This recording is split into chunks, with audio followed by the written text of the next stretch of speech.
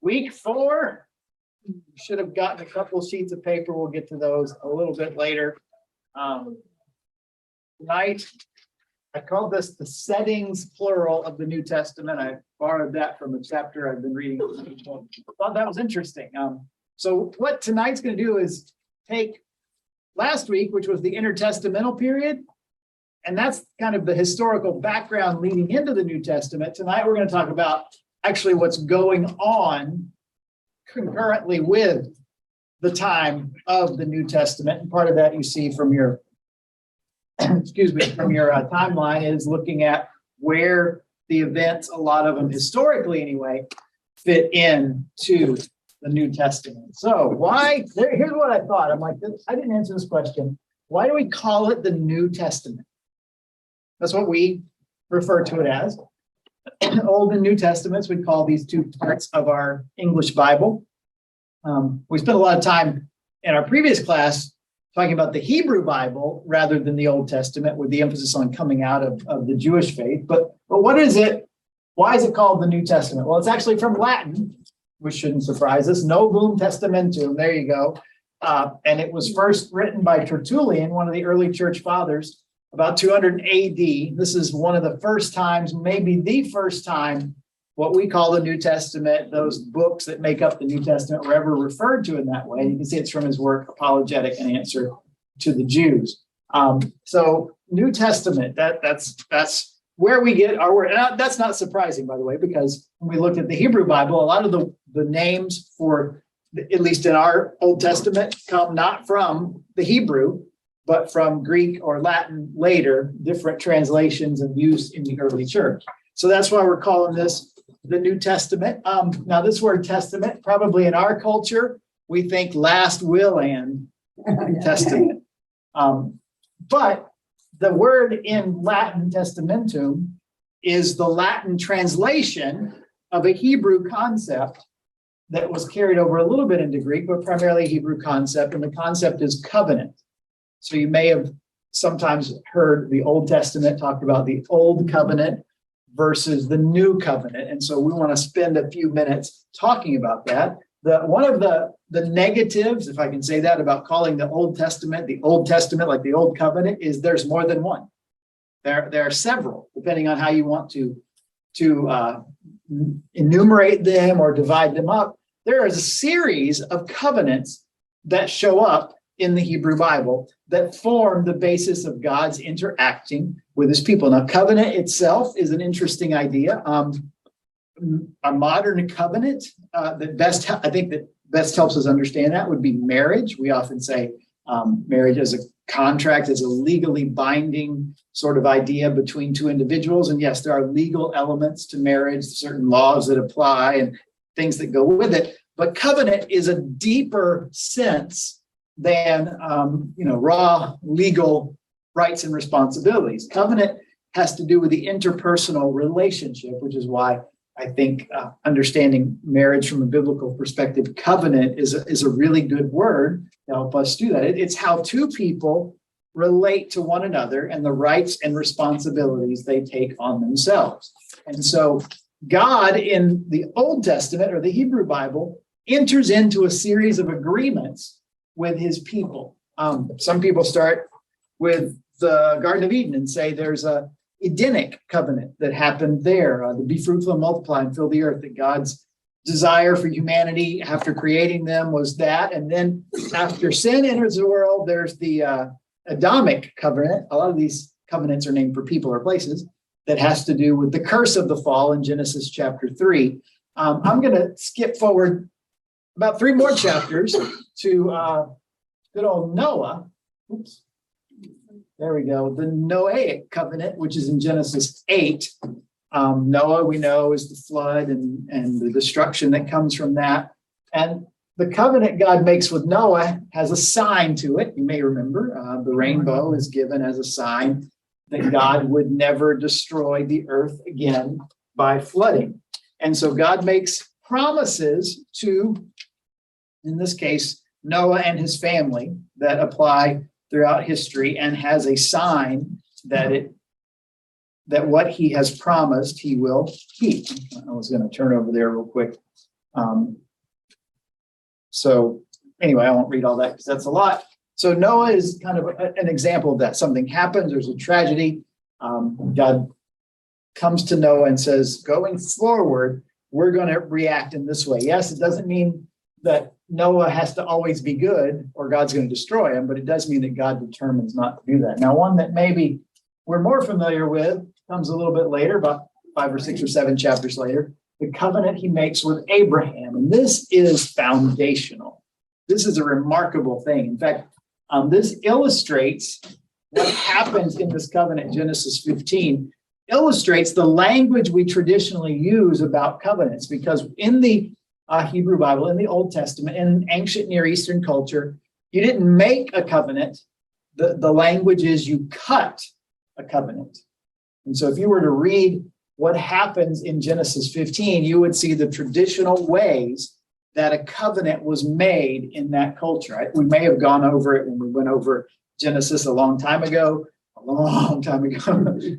But what happens in this is God tells Abraham to gather a certain number of animals. And then what he does is he basically cuts the animals in half and separates the half so that there's a pathway between them where the blood of the injuries to them flows. And this would be the traditional way a covenant would be cut in the ancient Near East in Abraham's time, in those cultures, that you would take the animals, you would lay them out, and the two parties would walk between the halves of the animals, walk in the bloody ground as they made their promises to each other. Doesn't this sound fun? Oh, no. By the way, when you have a marriage, we usually have what? The bride's side and the groom's side. Why? Because you're walking between the blood. Right there. It's a picture of this idea that comes out of this Old Testament or ancient Near Eastern cutting covenant. And the implication of kind of this nasty, gruesome way to do it is I'm making this commitment, these promises to you. I'm taking upon myself these rights or these responsibilities, and you're making certain promises to me. And if I fail to fulfill my side of this agreement, may what happened to these animals happen to me. How's that? Symbolism for you. It's pretty powerful symbol. Yeah, absolutely. Yeah, well, now it makes you want to think about some things, right? But that's where that there's a lot of symbolism that can be in particularly more traditional type marriage ceremonies that come out of covenant ceremonies. Come up with it that way. Symbolism. I was wondering. Well, I don't think God is directing people to do so. Maybe I don't know. He directs Abraham in Genesis 15 to get the animals and to do this. Right. So part of we can trace the idea to the fact that the shedding of blood throughout Scripture. There's passage says, without the shedding of blood, there's no forgiveness of sins. There's something about the shedding of blood that covers over the whole sacrificial system is based upon that idea. And so bloodshed is, yes, gruesome, but was terribly normal. I mean, if you just think about what happened in the sacrifice, imagine you go to the temple, and this is a little off topic, and you're going to sacrifice an animal. And so you lead in your lamb, and they take your lamb and they slaughter it in front of you. They slit its throat, take the blood and collect it in this basin and splash it all over. I mean, this is gruesome stuff before they, put it out and lay it on the altar. And around the altar is this kind of trough that would just run and around the sacrificial table. I mean, it would be, we think church and temple and all clean. This was nasty. This was just smelled good, nice barbecue smell, but the stuff around it was just. Well, isn't that where the amount of them that where they put a little, and then of course, I don't know. What were you going to say, Mom? I said the amount of animals that had to be slaughtered on a daily basis, Sure. as well as the ones that they did when it was a celebration or festival. Yeah, when you think of the blood and the gore, Right.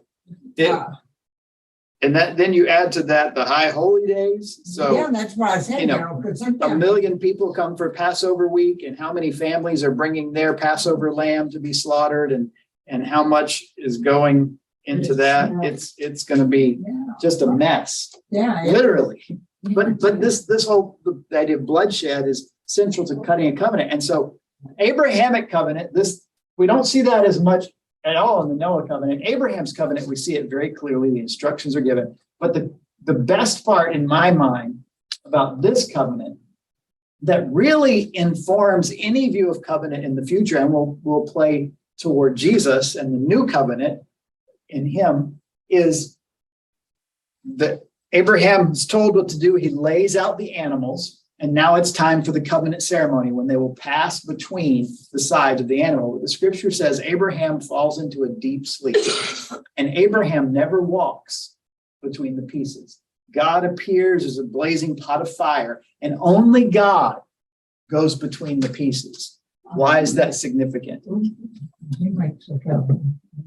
That God not only makes the covenant, but takes upon himself the entire responsibility for its fulfillment. Abraham never takes that symbolic walk of great responsibility. God takes it all himself. If Abraham fails, since God is the only one that's walked in the blood, God says, if you fail, it's on me. If I fail, it's on me. That's a pretty good deal, right? Yep. I mean, that'd be like going to buy a new car, and the guy says, you got to pay this much a month. And if you don't pay, I'll tell you what, I'll pay it for you. And if you do pay, great. Wouldn't that be awesome? You could open a big dealership with that plan for about 10 minutes. That'd be it. But the idea is here in this covenant. So it's a fascinating account, that happens, that sets the stage, I think, particularly in that way, for what comes next. So Old Testament, Genesis, early, we've already got two covenants. We go into Exodus, called the Mosaic covenant. Is there any blood in this covenant? We've just been talking about it. The entire sacrificial system is the blood basis of this covenant. Chapter after chapter in the law of what sacrifices are. Now, the bulk of the covenant with the people of Israel and God is in this section. This is Mount Sinai. 10 Commandments are in Exodus 20. This is before he comes down with the tablets engraved and sees the people in worship to the golden calf. So this covenant is the covenant, often is covenant of law, Mosaic law, the covenant of Mount Sinai, etched on tablets of stone by God's own hand and given to his people as a reminder of his requirements, their responsibilities in this covenant relationship. And if you remember Deuteronomy 28, we talked a lot about that, the blessings and the curses, as Moses, near the end of his life, sums up the law for the people about to go into the promised land. One of the things God promises to them, promises to Abraham as well, that there's all of there's this much blessing and there's this much cursing, because unfortunately we're more prone to messing up the term. So I'm glad that we're not stuck here, because this is incredibly onerous. 613 particular laws as the Jewish people count them. That's a lot to do. And then the last main one is the Davidic covenant. This is the one in 2 Samuel, the promise that someone from the line of David would be on the throne forever. This is messianic hope. By the way, you could look at messianic hope in all of these. God's promise not to destroy in the rainbow symbol that comes, the God taking upon himself both sides of the covenant, the Mosaic covenant, the sacrificial system that looks toward the sacrifice of Jesus, and David's covenant that points toward the kingly role of Jesus as the line of David. So all of this is, and there are as many as 7 or 8, sometimes people break up covenants. These are kind of just 4 big ones that I wanted to highlight.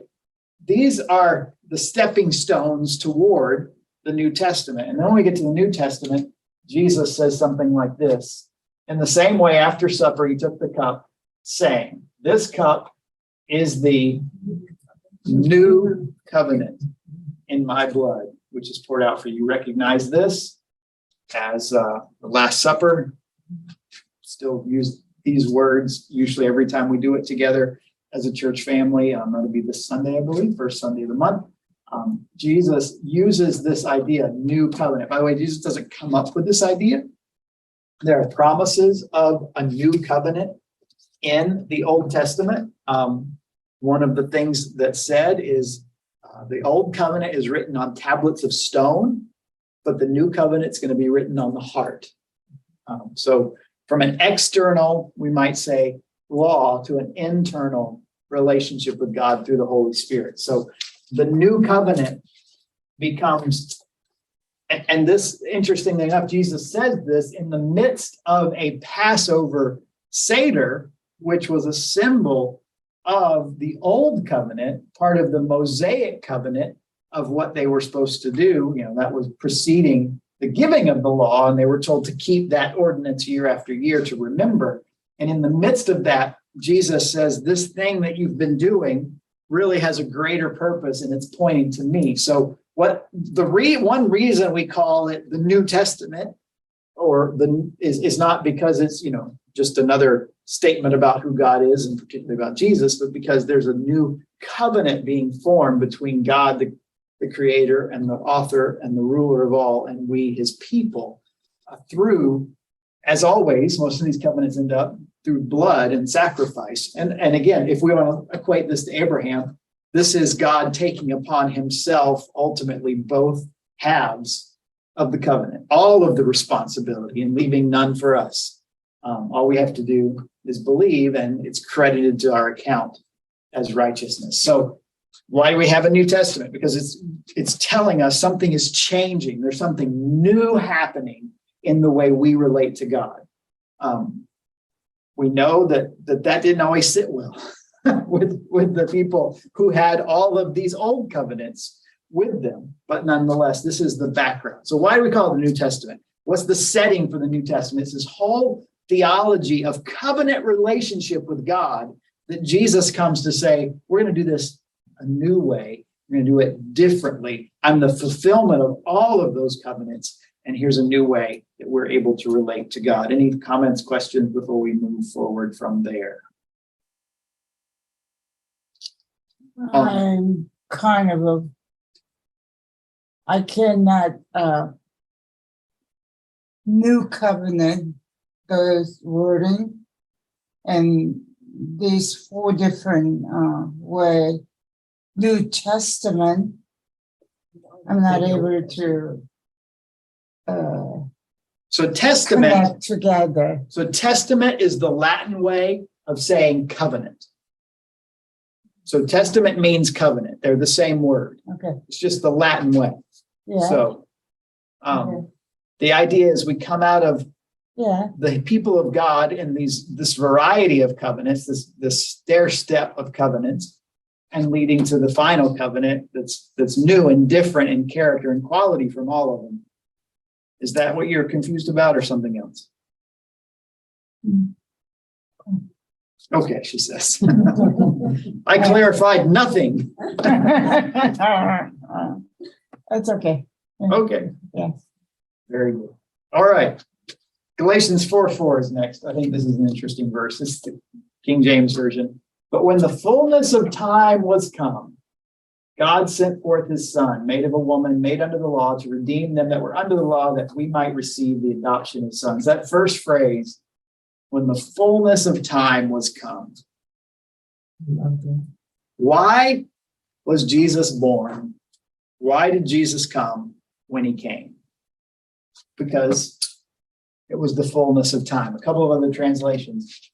When the set time had fully come, from the NIV. When the time came to completion, from the CSB, or my favorite, because I like the feel of it. When the right time came, or at just the right time, another translation says. Different ways to look at that. When we talk about the settings of the New Testament, we're talking about this idea that there was something about that point in time, that era of time, that God decided to initiate this new covenant, to take the next step in relationship with humanity to send his son, Jesus. So what might be some of the realities that shaped the culture and the history to make it the set time, the right time, the time to complete, or the time that had fully come? Well, I want to spend a few more minutes talking about Jewish nation, the people of Israel themselves. Where are we in their history? If Jesus had come 400 years earlier, where would they be?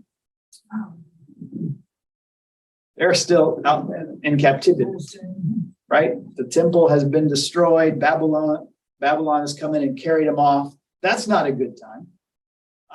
If he had come before that, a few hundred years, well, that's an interesting time. It would be the height of the monarchy, maybe during David or Solomon's time, right? You would think that would be a really good time. But he didn't choose then. And, we could back up. We could go forward and say, why didn't he come today? Could you imagine if Jesus showed up today? Well, he's coming back sometime. He is coming back, but I mean, for his first coming. Why not today? Think about it. I mean, they would have 24/7 news coverage of Jesus walking on water and 5,000 people. We'd hear from all 5,000 of them about what they ate that day on the hillside. What were you saying, Doreen? Everybody be watching the TV instead of watching Jesus. It would have been a different thing. But at the same time, the message would get out so far. We would think, wow, think of all the people that could hear. But in God's economy, there was something he's about. gonna come like a thief. Right. So we don't know. We don't. This time is not like any other time. No. It's coming like a thief. I Right. think. That's what he So said. you don't know when how. We- Really. We don't know when he's coming. He couldn't come now because Trump would be saying there is a denier. So this is. We're not going to get into all that. Anyway. A week No, before an I election. think God knew what he was doing. I think that was a good time for Jesus. Well, I think that's what Paul is saying. That God knew that's a good place to start. God knows what he's doing. That's always a good place to start. Planned though before, when we read the whole story. He was prophesied that it for was years planned before we before got the here. world was ever created. Yeah, you're right. Yeah, and I forget where. I think it's in Revelation that he was crucified before the creation of the world. Right. So, our minds could I was just just gonna cannot say. even remotely conceive the mind of God. Exactly. I don't know why they don't say it's God's time rather than set time, the right time. It's God's time. He's the ones. And in God's timing, there was that was the time. Yeah. And we can think about it. So I'm just going to talk about things that may have contributed to that being a time that was unique in world history for Jesus to come. Certainly comes as a Jewish Messiah. He's a man born to Jewish parents. Obviously, not biologically to Joseph, but certainly Mary's biology plays a part in this miraculous conception. So he comes into the people of Israel, to the Jewish nation. And so they have returned from exile. So that's good. They're back in the land. We'll look at a map in a little bit about the ministry of Jesus. But there's still a hunger because they realize something isn't right. Whether they voiced that, whether they would admit it or not, even with the temple under Ezra, Nehemiah sort of being somewhat reconstructed, and then Herod comes along and restores it to a point even greater than Solomon's temple as far as its beauty and grandeur. Even with the temple there, we know that there's this sense that it's just not right. Maybe it's Roman occupation, maybe it's something else, but there's an expectancy among the people. Another interesting thing is what's happened to their religious life in the absence of the temple. Because during the exile, another concept that's very much part of the New Testament that doesn't show up in the Old Testament is the synagogue. The synagogue is the local expression of the Jewish body in a particular town, what we would say equate to a church. Prior to this intertestamental and maybe 100 or so years, 200 years before Jesus is on the scene, synagogues weren't a thing. Yeah. They didn't exist. You went to the temple because the temple was the center of everything. The sacrificial system was the center of everything. But when the temple is destroyed, the sacrificial system has faded away in that period of time. What are we going to do? We're in exile or we're scattered here. So what became the center of religious life in communities was a synagogue. It took 10 men to start a synagogue. That's all it took. If you had 10 Jewish men, you could have a synagogue. There are those that look into how did they do their worship in the synagogue. When you went to synagogue on Sabbath, what did you do? Well, one thing you would do is you would recite the Shema. Hear, O Israel, the Lord our God, the Lord is one. That foundational idea of Judaism. You would pray. See if any of this sounds kind of familiar. You would sing some psalms out of their hymn book. We would sing a few psalms. They would read as much as they had, if they had a scroll or two from the prophets or from part of the Torah. Those were not easy to come by, but there were always wealthy people around that could get their hands on something. And literacy was not such, they weren't an illiterate people. It was just getting the materials to have those that was the bigger problem. Most could read and write, more reading than writing. And so having a copy of that would be the case. They also had an oral tradition and they've memorized it. So sometimes if they didn't have the scroll, they would recite from memory parts of the Torah. And then there would be the equivalent of a sermon. If someone was in town that had the background or the learning to teach that passage from the Torah, they would be invited to speak. By the way, we see this happen in Jesus's life. He's going and he's in a synagogue and they recognize him and they invite him to come up and read. And he reads from Luke, I believe, or from Isaiah 61. And he sits down, because back then you got to sit down when you preached. Good old days, right? Sits down and says, today this has been fulfilled in your hearing. Why does he get the privilege of speaking? Because this was how they did it. They didn't have the formal organization or whatever, but if somebody was there that was recognized as insightful and learned, like Jesus had proven himself to be, you got to talk. By the way, in the book of Acts, where does Paul usually go first every town he goes to? The synagogue. And he's a rabbi, or excuse me, a Pharisee who's a student of Gamaliel, one of the leading rabbis of the day. And so he's recognized as an authority. So of course they invite him in and want him to say something, because they don't often have that kind of a celebrity in town to speak. And then another thing they would typically do is at the end of the service, after the sermon, they would have a blessing or benediction. There's a couple of them. Numbers is a very popular benediction that's sometimes still used today. I forget the passage offhand.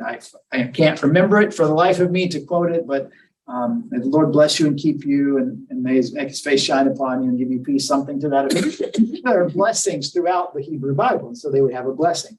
So here's the interesting thing. That was synagogue life. If you went to the temple, none of that happened.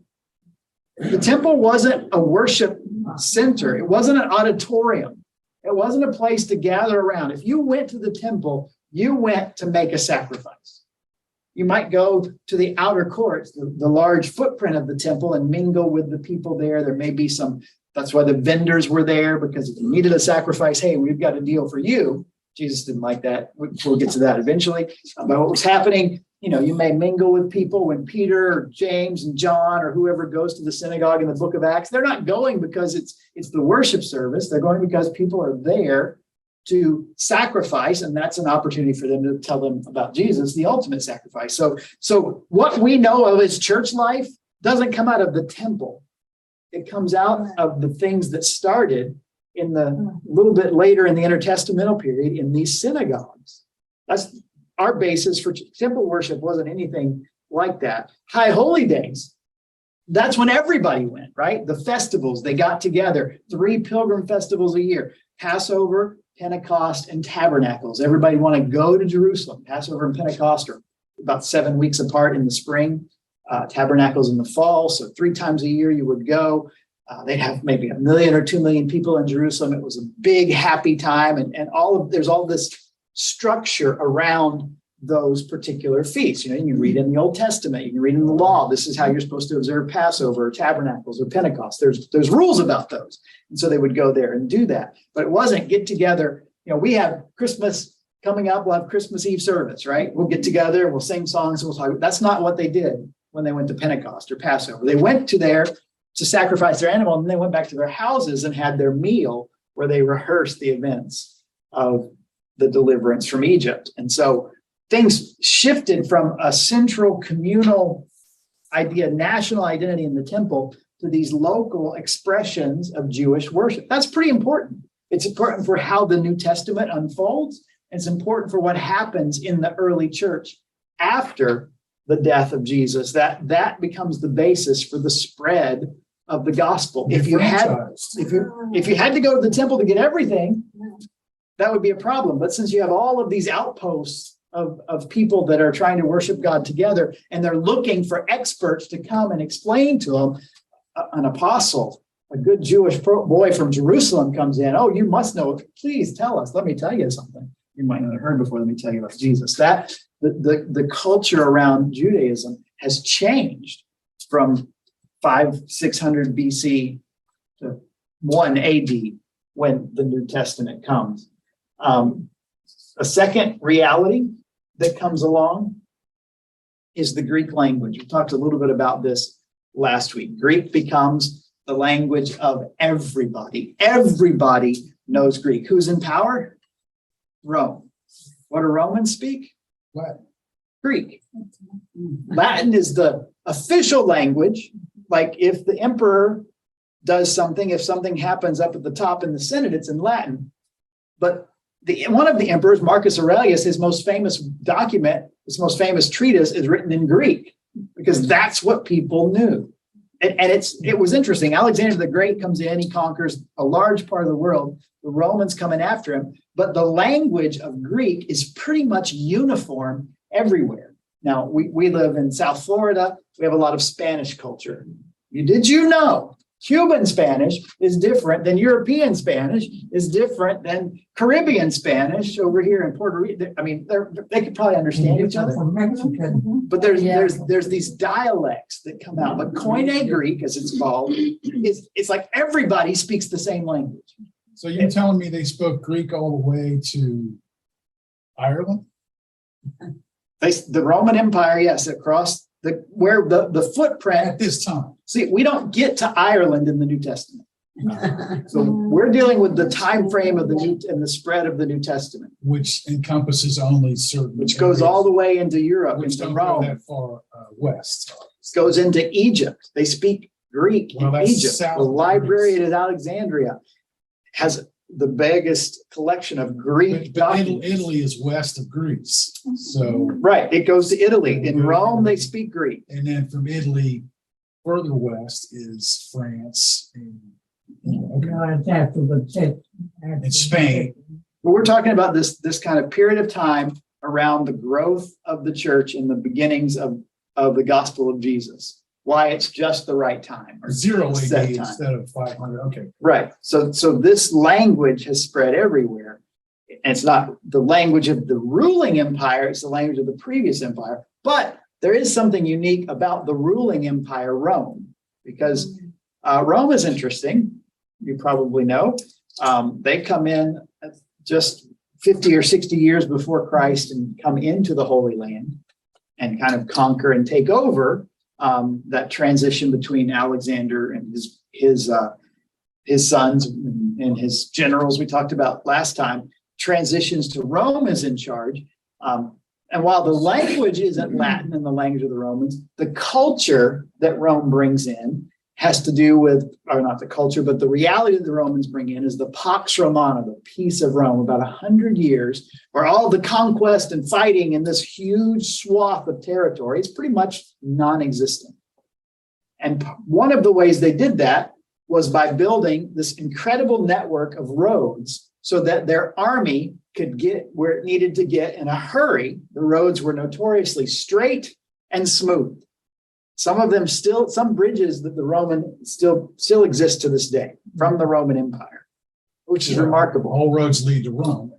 That's why the saying is there. Their roads, the Romans' roads are notorious. Now, I wish they would have built some of our bridges and maybe we wouldn't always have them in disrepair, but that's another story. But so you've got the Roman Empire that brings in basically a worldwide peace as far as it would concern the people of Israel. Up to this point, it's been a mess for 400 or 500 years. They're captive in 586 BC. They trickle back, and then Alexander comes in, and then his generals come in and ruin their temple. We talked about that last week. They have the rebellion under the Maccabees, where they get a little bit of their independence back, right? But then Rome comes along and squashes that. It's just been up and down. Well, now we've got a period of time where that hasn't happened. There's no threat. There's not much of a threat of an uprising. There's always kind of this undercurrent. There's certainly rebels and the zealots particularly hate Rome and would do anything they can to overthrow Rome, but they're not making much progress. The peace that comes, the trade that comes, the roads that are built pave the way for the gospel to spread incredibly quickly. So those sorts of things come together in this period of time and make it just the right time. Now, what's next? Let's see. Oh, I've already talked about this. Jewish nation, the Greek language, Romans. How about a map? Let's go to the map. I don't know if you can see this. This is Jesus. This is the map of Jesus' life and ministry. For reference, Jerusalem is right down here. So it's toward the south. The key features: Sea of Galilee, Jordan River, Dead Sea. Jerusalem, the capital, the temple, south part of this area. We go all the way to the north. We've got Mount Hermon, which is pretty important, Caesarea Philippi. This is where Jesus asked his disciples, "Who do you say that I am?" Some say you're Elijah or John the Baptist. Well, I'd say Peter answers with confession of faith. So Caesarea Philippi. So you've got kind of this spread here, and Jesus is in this, pretty much this area. Actually, he's mostly in this area. Jesus's life is centered around the Galilee. Yes, he's born in Bethlehem, and he goes to Egypt under the threat of the Herods, the killing of the babies. But when they come back, they settle in Nazareth. And yes, they make the pilgrimages to Jerusalem for the festivals, but his ministry happens mostly up here. Jerusalem is the hot spot. I've been to Israel, some of us here in this room, and spent a lot of time here. But some of my favorite parts were up here. This is beautiful. It's rural. It's peaceful. It's rolling hills. It's got the water. When Jesus walks on water, this is where he does it. Well, the fishermen, this is where they fish. The Dead Sea is called the Dead Sea because ain't no fish. If your idea of making a living is to fish in the Dead Sea, you're going to be a poor fisherman. So this is all happening up here. And by the way, this is fresh water, even though this is very salty. The Sea of Galilee is fresh water. Jordan River is fresh water. What happens down here is interesting. But so most of Jesus's ministry takes place up here. Capernaum, which is on the north side of the Sea of Galilee. It's a fascinating place. If we go there today, they've got this huge amount of, what would you say, archaeological digs, where they've gotten down a few strata and they've found the homes, the footprints of homes from Jesus's day. There's a large synagogue. It's a Byzantine synagogue, so it's like up here, and the homes are a few feet down here. When you get to that, this is where Peter's house was. There's a huge UFO-shaped. Remember the UFO-shaped chapel on top of that? It's just kind of a weird thing. So Peter has his base there, but Jesus spends a lot of time there. Cana of Galilee is first miracle. So most of Jesus's ministry is going to happen right up here. But obviously those trips to Jerusalem are pretty important. He basically ends up in Jerusalem just for the high holy days, whether it's at 12 years old when he's in the temple because his parents take him, whether it's actually I get started at 8 days old. Born in Bethlehem, which is just outside of Jerusalem, just south of it. 8 days old to be circumcised. He meets Simeon and Anna there. They go back, they hang up here, and then 12 years old, he's in the temple, and then he comes with his disciples a few times for the holidays to Jerusalem. But other than that, he's up here. Now he has some friends down here, right? Mary, Martha, Lazarus, they're down here. That would be normal and that sort of thing. But this is, so here's the interesting part. From Jerusalem to Caesarea Philippi. That right there. How long do you think that is? 80 miles, 70, 80 miles. Chuck, you get the gold star goes to Chuck Nyhart. It's about 80 miles You're from cheap. Caesarea Philippi. Well, we were there. There you go. It's not far. I mean, what's 80 miles from here? Fort Lauderdale, right? Walking, that's a long ways. What's that? Walking, it's a long ways. Walking, it's a very long way. And He you don't does walk it in a to, straight line. Big Pine Key, that Yeah. would be 80 miles. Yeah, Big Pine is mile marker 30, so we Yeah. probably have to go down to Sugarloaf is 21. So from here to Sugarloaf, right? That's the life and ministry of Jesus happens in a very small area as far as geography, very small. So the setting for Jesus's ministry is Israel. It's this area. It's primarily the North Israel. But look what happens. If we just go forward a little bit of time, this is basically, we've seen this on Sundays as we've gone through Acts, the missionary journeys of Paul, and then his final trip to Rome, which he's beginning to make that trip where we are now. And when you look at this map, that 80 miles is right here. That's the whole life of Jesus happens right here. And in a few decades, that happens. That's remarkable, isn't it? Yeah, because Paul was alive when Jesus was alive. So it was within one lifetime. It spread like that. And part of that is, the Greek and Roman empires that conquered kind of this whole area. Everything on this map would have been first Greek and then Roman. And so all those things that the language allows Paul to travel, to Asia Minor. If you went to Asia Minor today, Turkey, are you going to be able to communicate with anybody? No. I mean, a lot of people know a little bit of English or get by because that's the case. But Paul started at least 7 main churches that are mentioned in the book of Revelation just in Asia Minor. Spent at Ephesus 3 years. Why? What makes that possible? They can speak the same language. He can stay there for 3 years because there's a synagogue that recognizes him. Yeah, it kind of gets ugly. I get it in Ephesus. Not necessarily just with the synagogue, with some other things. But they see him as somebody who has something to offer, so they invite him in. That allows him to make some inroads. That allows him to put down roots for 3 years. That allows the whole province in that period of time of Asia over those 3 years to be affected by the gospel, because everybody here speaks the same language. Of course, we would expect Greece to speak Greek. And so when he moves over here, the Corinth and Athens and all of this sort of thing, even up to Philippi, all of this happens because of those things that we talked about. There are more Jews, I didn't mention this, living outside of Israel than in Israel in the days of Jesus.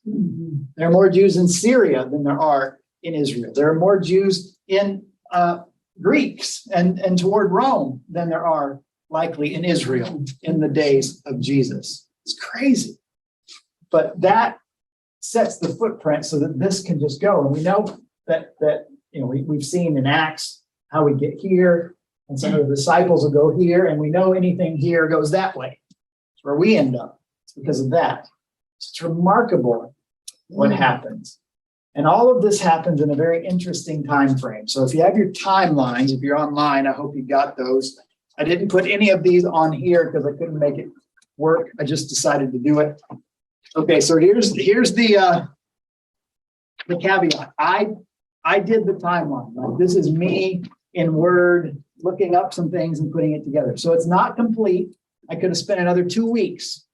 Like, I was thinking as I look at it, like, I should have put in there the dates all the apostles were martyred that we know of. That would have been an interesting thing to know. But alas. So the New Testament timeline, we're going to say it begins around 6 BC.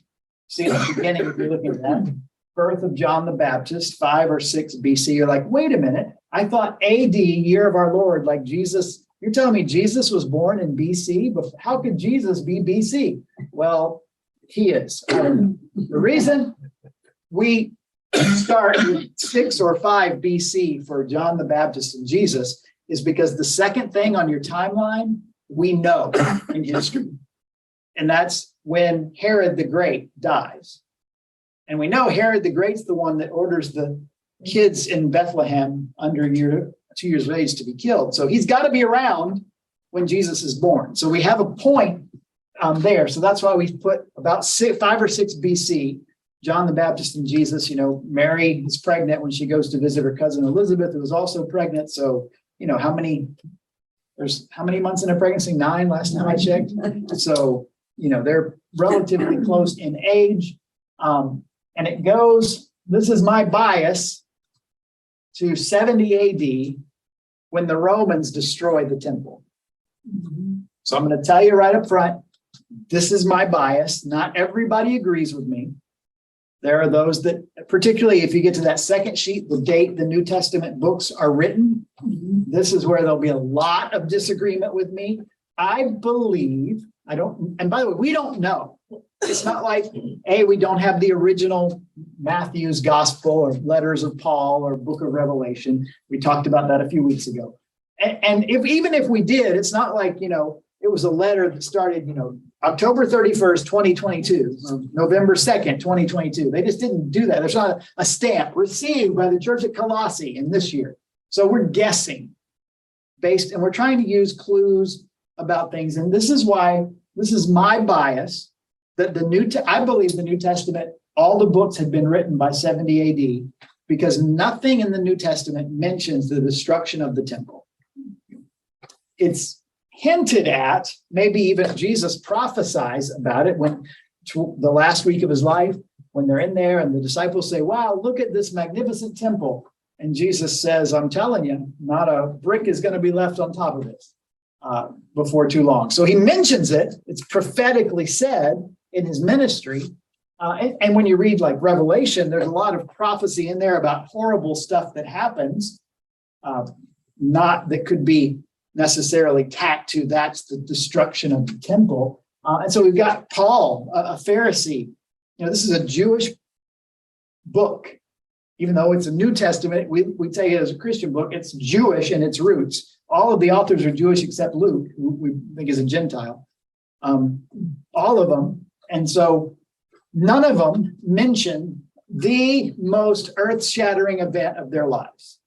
I think I've used this illustration before, but if you picked up a book that talked about history and life in the United States, and it didn't mention September 11th, 2001, you would say, oh, this must have been written before September 11th, 2001, because nobody would write a book in 2010 without somehow mentioning, has our life changed because of September 11th?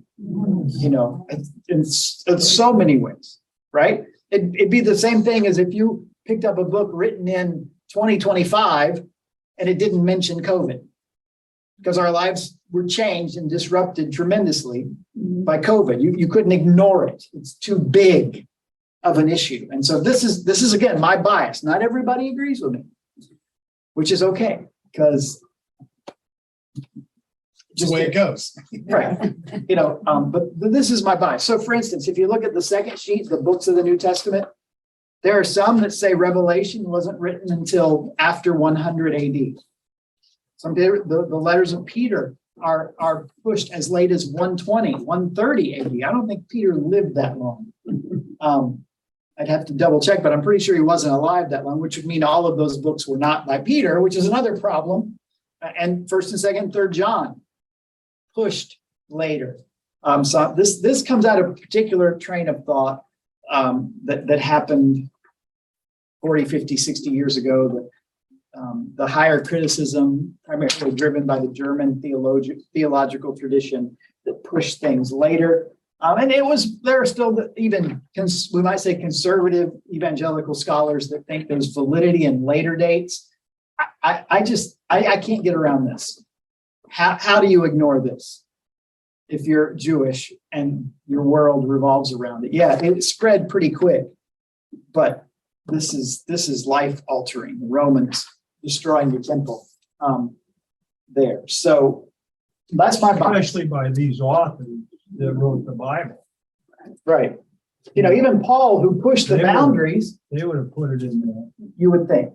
He pushes the boundaries as far as anybody, but where do we find him when he's arrested? In the temple, right back in Jerusalem. Even at the end of his life, that draw is for him. So, Yeah. so what I did with the timeline, pretty much the history of the Bible is the Gospels and Acts. There are historical things related to the other books, but this are some things that there. So, 6 BC to 70 AD, the second column lists key rulers. You see there are a lot of Herods there. Herod the Great, Herod Antipas, Herod Agrippa, the first and the second. Then the last two Herods are more local to Israel. Nero and Vespasian are Roman emperors. So I put them in bold to say the Herods are local. The other guy, there were other emperors above Herods prior to this, but the Herods were particularly an issue in the days of the New Testament because they show up. Whether it's, Acts 12, where we learn that Agrippa the First died from a stomach ailment right after having James killed. The reason I thought about it is we only have the record of 2 of the 12 apostles' death in the New Testament. Judas, who took his own life after he felt remorse for betraying Jesus, and James in Acts chapter 12, who was killed by Herod. Peter miraculously escapes from prison, but James was killed. And this is James and John, not James, the brother of Jesus. That happens later. So I just put some kind of high points in there. Obviously, I could have broken Jesus's public ministry down into 1,000 things, but you get the idea. So from 5 BC to about 30 AD is his life. You're like, that's 35 years. I thought he was 33. Well, because of 1 BC and 1, there's kind of this weird, there's a year in there that doesn't exist. It doesn't go 101, it goes 11. So it's actually 34 years, but like my birthday hasn't happened this year. So I'm a year younger than if I would die after my birthday. So we've got that. And I think personally, my bias, Jesus was born in the fall around the Feast of Tabernacles, because John says he came and tabernacled among us.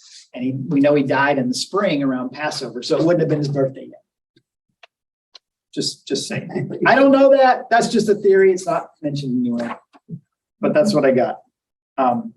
So that's just, again, it's not He authoritative. was born in 5 or 6 BC. He'd been older than 33. Right. 5 BC to 30 AD is about 30. That would be 34 years we had all his birthdays. So since he died before his birthday, he was 33. How's that?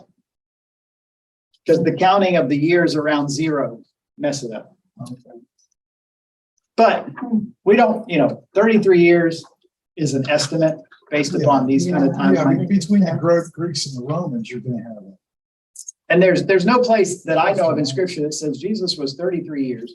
We do know a rabbi usually began, or prophetic ministry happened at 30. That's the age you had to be. For instance, Ezekiel, when we talked about that, had just had his 30th birthday. So he just qualified to be somebody when he does his ministry.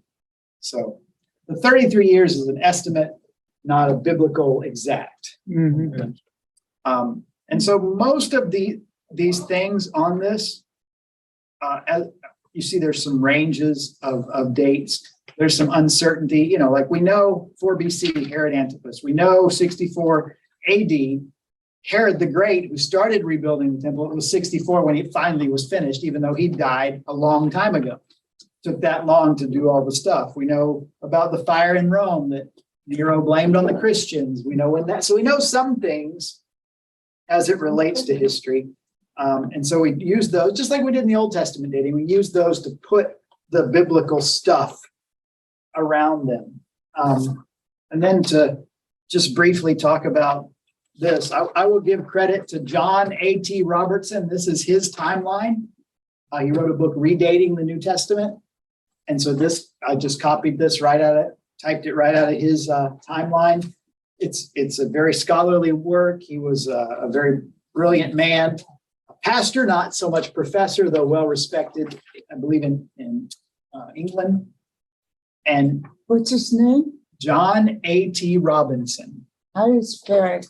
A-T? The letters A.T., like initials. A-T.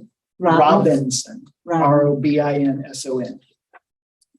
Redating the New Testament. So he wrote that. This was his premise. The whole argument of the book is all of the books of the Bible had to be done, in his view, before 70 AD. And it's, a 300, 200-page book. It's not a short book. It's, looks at this section and why he believes this is here, this is there, and that is there. One of the interesting things you can do, for instance, Paul's epistles, there are several that are called his prison epistles. So if you look at Paul's journey to Rome, 57 to 62, that's when he's under Roman arrest. So look at how many of these, Philippians, Philemon, Colossians, Ephesians, 2 Timothy, all are in that period of time when Paul would have been a prisoner. You see that on this timeline, the Gospels come a little later. We know John was probably one of the oldest of the apostles. He lived the longest. Not that he had an easy life. He was exiled to the island of Patmos. Why was he exiled? Because they tried to boil him in oil and he wouldn't cook. He lived through it. So they said, let's get this guy out of here. It's a crazy thing. How could you imagine being boiled in oil? That's just awful. But he lived through that, still preaching while it's happening. And they said, this guy's got to go. So that's why he ended up on Patmos. So we believe he wasn't martyred. He lived a long life. And so he's late in the list, particularly Revelation.